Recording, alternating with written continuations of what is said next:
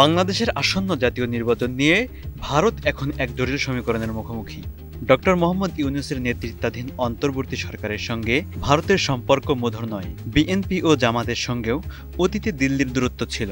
একই সঙ্গে শেখ হাসিনা বর্তমানে ভারতের আশ্রয় নেওয়ায় বিষয়টি আরও স্পর্শকাতর হয়ে উঠেছে। ফলে বাংলাদেশের রাজনীতি নিয়ে মোদী সরকারকে এখন একাধিক কঠিন হিসেব কষতে হচ্ছে। ডয়েচে ভেলে বাংলার প্রতিবেদনে বলা হয়েছে, অন্তর্বর্তী সরকারের সঙ্গে ভারতের আনুষ্ঠানিক আলাপ আলোচনা খুবই সীমিত। দুই দেশের মধ্যে বাণিজ্য, সংখ্যালঘুদের উপর হামলা ও রাজনৈতিক টানাপোড়েনকে কেন্দ্র করে সম্পর্ক শীতল হয়ে পড়েছে। ভারত প্রকাশ্যে বলেছে, তারা অন্তর্বর্তী সরকারের সঙ্গে জরুরি বিষয় ছাড়া আলোচনা করতে আগ্রহী নয়, বরং একটি গণতান্ত্রিক নির্বাচিত সরকারের সঙ্গেই সম্পর্ক জোরদার করতে চায়।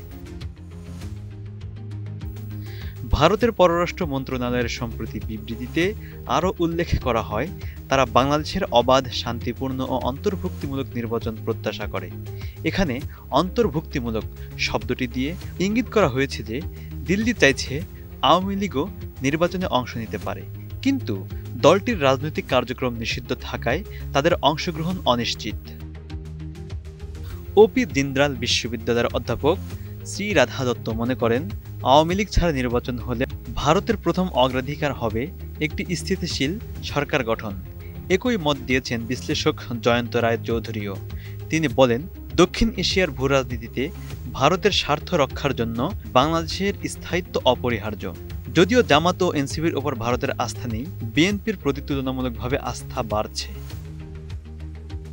অবসরপ্রাপ্ত আইএএস কর্মকর্তা জহর হক বলেন, বিএনপি পুরনো ও প্রতিষ্ঠিত দল।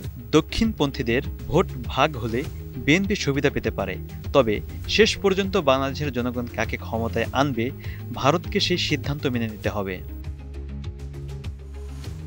বিশ্লেষকদের মতে, শেখ হাসিনা স্বৈরাচারী ভাবমূর্তি ও দুর্নীতি নিয়ে দিল্লি সবকিছু জেনেও তাকে সমর্থন দিয়েছে। আবার দীর্ঘদিনের মিত্রকে পুরোপুরি ত্যাগ করাও ভারতের পক্ষে কঠিন। একই সঙ্গে ইউনূস ও তার প্রশাসনের ভারত বিরোধী অবস্থান, জামাতের ঐতিহাসিক বিরূপ সম্পর্ক এবং এনসিপির দুর্বল অবস্থান ভারতের সামনের হিসেবকে আরও জটিল করে তুলেছে। সব মিলিয়ে বাংলাদেশের নির্বাচন ভারতীয় পররাষ্ট্রনীতির জন্য এক কঠিন পরীক্ষা। শেখ হাসিনা, খালেদা জিয়া, ইউনূস, জামাত ও এনসিপি সবাইকে ঘিরেই ভারতের কঠিন অঙ্ক তৈরি হয়েছে। দিল্লি কোন পথে হাঁটবে তা অনেকটাই নির্ভর করবে ফেব্রুয়ারির নির্বাচনের ফলাফলের উপর।